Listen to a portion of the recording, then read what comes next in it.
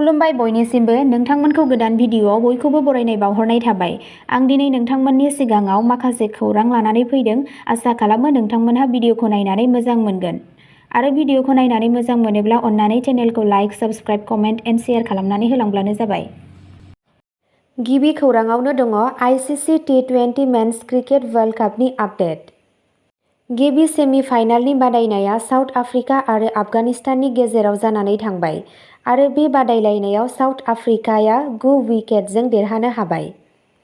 मख'नो गोनांदि आफगानिस्ताना बेटिं खालामग्रोदोंमोन आरो 57 रानल' टार्गेट होनो हादोंमोन। बेराफारसेथिं रहित शर्मानि दैदेननायाव भारतनि क्रिकेट हानजाया नैथि सेमि फाइनालखौ इंलेन्डजों गुयानानि प्रभिडेन्स स्टेडियामाव मोगा-मोगि जादोंमोन। भारतआ 68 रानजों देरहाबाय। गिबियाव भारतआ बेटिं खालामग्रोयो आरो गासै 171 रान खालामदोंमोन। नाथाय इंलेन्डआ 103ल' रान खालामनो हादोंमोन। मख'नो गोनांदि ICC T20 men's cricket world cup जोबथा फाइनाल बादायलायनाया दिनै मोनानि 8 बाजियाव भारत आरो साउथ आफ्रिकानि गेजेराव जागोन। आसा खालामो जोंनि भारत हादरा फाइनालखौ देरहानो हागोन। नेक्स्टआव दङ कानपुराव गोमोथावै बिमा फिसाजोनि गोथै सह' मोन्दों। मैया हराव कानपुरनि गिलानियाव बिमा आरो फिसाजोनि गोथै सह'खौ सोमोनांथावै बोखांनाया दावराव-दावसि सोमजिहोदों।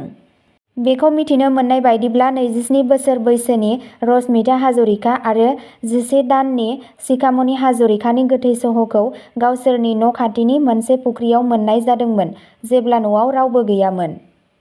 फुख्रियाव सानै बिमा आरो फिसाजोफोरा माबोरै थैखो बेखौ दासिमबो मिथिनो मोननाय जायाखैब्लाबो कानपुर पुलिसआ जाथाय जायगायाव सौहैयो आरो नायबिजिरनायखौ जागायो। गुबै सोमोनांथाव बाथ्राखौ पुलिसनि नायबिजिरनायनि उनावसो मिथिनो मोनगोन। नेक्स्ट आपडेटआव दङ दुधनैआव सानै हिनजावसाखौ जिनाहारि आरो हिरण्मय खाख्लारिखौ बुथारनायनि हेंथायै एबसुआ गोख्रों सोमावसारदों।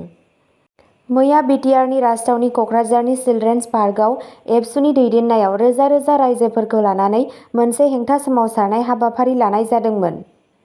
रिपर्टनि बायदियैब्ला दुधनैआव बुथारनाय, जिनाहारि खालामनाय, लोगोसे माजबातनि हानजा जिनाहारि जाथायनि सायाव थाबैनो आयेननि गेजेरजों थार बिजिरनाय होनो हायैखौ लाना आसाम सरकारनिसिम दाबि खालामनानै गोख्रों सोमावसारनाय जाफिनदों होनना खौरां मोननाय जादों।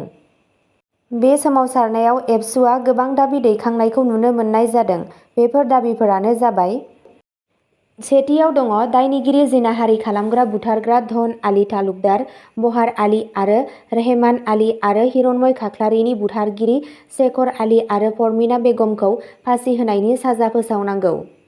नैथियाव दङ पस्ट ट्रेक कर्टनि गेजेरजों हानजा जिनाहारि आरो बुथारनाय जाथायनि बोलि जानांनायफोरनि थाखाय न्याय आरो थामथियाव दङ रुंसारि हिरण्मय खाख्लारिनि नखरनो 20 लाख रां आरो साफ्रोम जिनाहारि खालामजानायनि थाखाय 5 लाख रां अनसुंथाइ होनांगौ। रिपर्टनि बायदियैब्ला दुलाराय बर' फरायसा आफादनि आफादगिरि दिपेन बर'खौ गोबां बाथ्राफोर बुंनायखौ नुनो मोननाय जादों। बिथांखौ मिडियाफोरनि सिगाङाव ओरैबायदि बुंनाय नुनो मोन्दों जि जिनाहारि खालामग्रा दुथां आरो लाइमोनफोरखौ बुथारग्रा दायनिगिरिखौ फासि होथारनांगौ।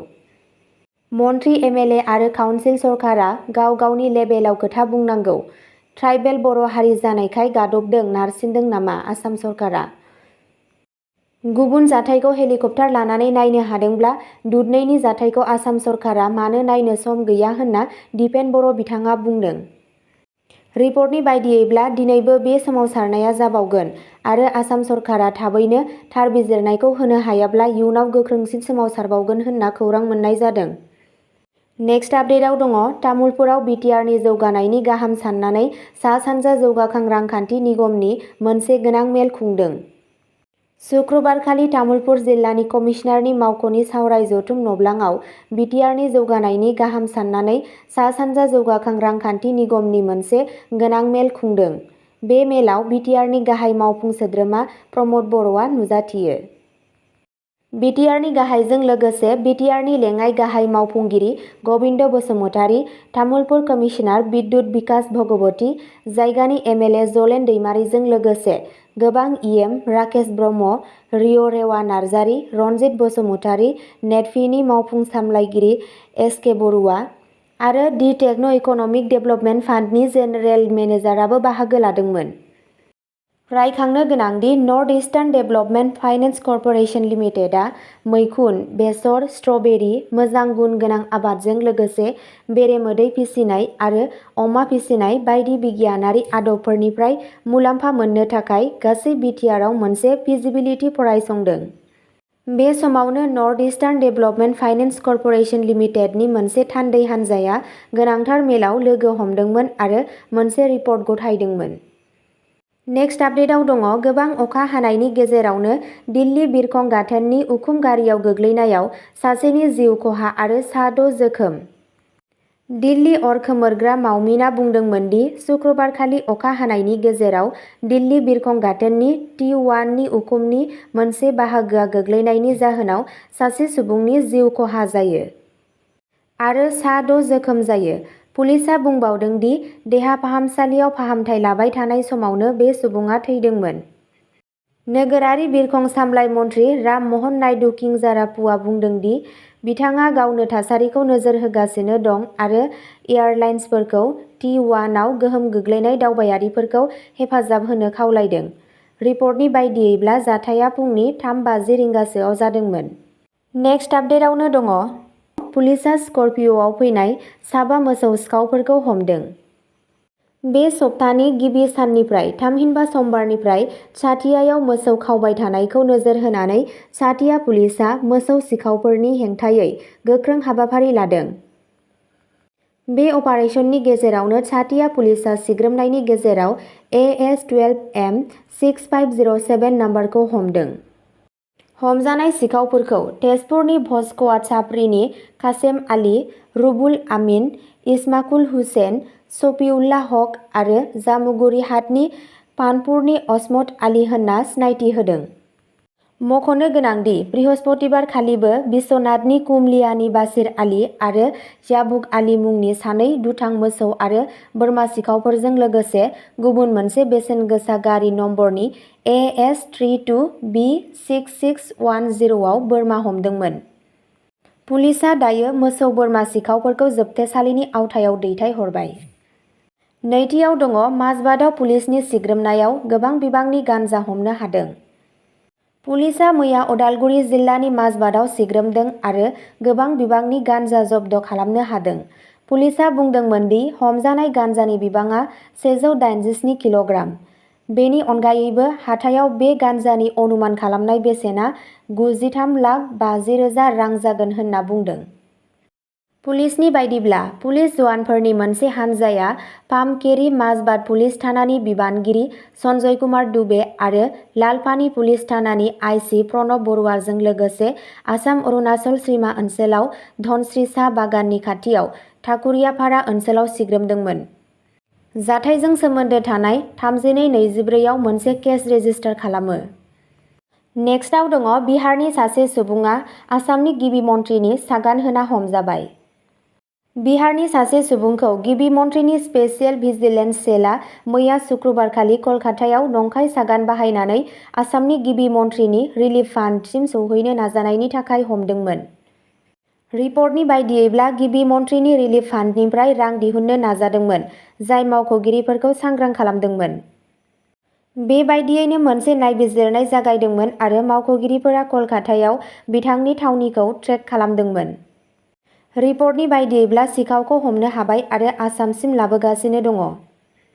बे आयदानि सायाव मोनसे गिदिर लोब्बा थानायनि सन्देह दं साननानै नायबिजिरनाया सोलिगासिनो दङ। नेक्स्टआव दङ 26 बोसोर बैसोनि अरुप बर' मुंनि सेंग्राया गोमानानै दङ। मोनसे दुखुनांथाव खौरां उदालगुरि जिल्लानि सिङाव थानाय खैराबारि हालामनि खाग्रा गामिनि 26 बोसोर बैसोनि अरुप बर' मुंनि सेंग्राया थांनाय 25 जुन खालारखालि गोमानानै दङ। मिथिनाय बायदिब्ला गोमानाय सुबुंखौ 25 जुनाव फुंनि 9 रिंगायाव करातल चौकआव नुनाय जादोंमोन। गोमानाय सुबुङा मेन्टेलि नोरजिया, जायनि थाखाय न'सिम फैफिननो लामा आन्दायना दं होननानै नखरनिया फोरमायदों। बेनिखायनो सावगारियाव नुनाय सुबुंखौ सोरबाफोर लामा दथायाव नुसनबायदोंब्ला 7637087210 आरो 9394870195 नैबे जानबुंनि गेजेरजों फोरमायहरनो थाखाय खावलायनाय जादों। नेक्स्टआव दङ कल्कि 2898 एडि सावथुना रिलिज जानायजों ससियेल मिडियायाव दोहौ सोमजिखांहोदों। कल्कि 2898 एडि सावथुना बक्स अफिसाव सेथि सानावनो 180 कौटि रां आरजिनो हादों होननानै खौराङाव मोन्नाय जादों। बे बोसोरनि मस्ट वेटेड आरो भारतनि बयनिख्रुइबो बेसेन गोनां सावथुन कल्कि 2898 एडिआ रिलिज जाबाय। बे सावथुनाव प्रभास, दीपिका पादुकण, कमल हासन आरो अमिताभ बच्चन बायदि माखासे स्टारफोराबो दंफायो। बे सावथुनखौ हादरारि बान्था देरहानो हानाय नाग अश्विननि लिरनाय आरो बिथोन होनायाव बानायनाय जादों।